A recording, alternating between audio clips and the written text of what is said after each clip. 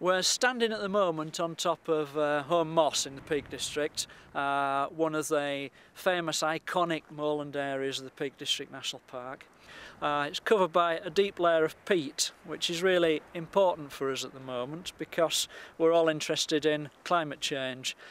Peat is made up of 75% carbon, and we'd rather like that peat to stay here on the top of the hill where it is. It's here as a natural function of being a wetland. The plant material that has grown up here has built up when it's died in great layers of peat because of the really wet environment. Unfortunately, because mainly of two reasons. One, we're very close to Manchester here, and for 200 years or so the textile industry in Manchester and its satellite towns has meant that the atmospheric pollution deposited on this area of moorland and the other moors in the Peak District has been absolutely astounding. The level of acidity is really down to something you'd put on your fish and chips, really.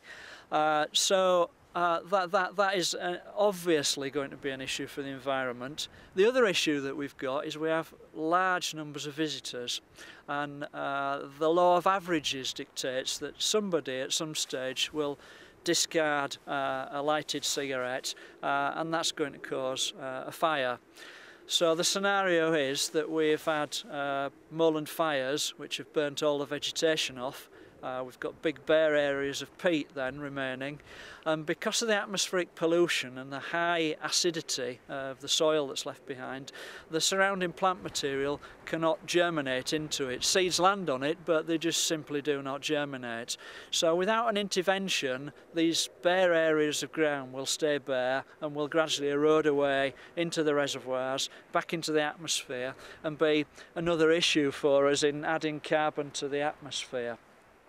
So what we need to do is we need to cover these bare areas of vegetation up, and they're quite large. We've got, when we first started in 2003, there was somewhere in the region of 6 square kilometres of completely bare and eroding ground in the northern part of the Peak District. Over the last few years we've covered about 6 square kilometres of that up with vegetation.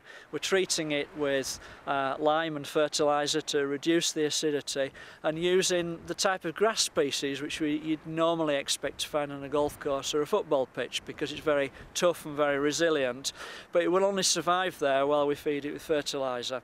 Eventually the moorland plants then, when the area is stabilised and held together by this what we call a nurse crop, the surrounding plant material then starts to recolonise and come back in again.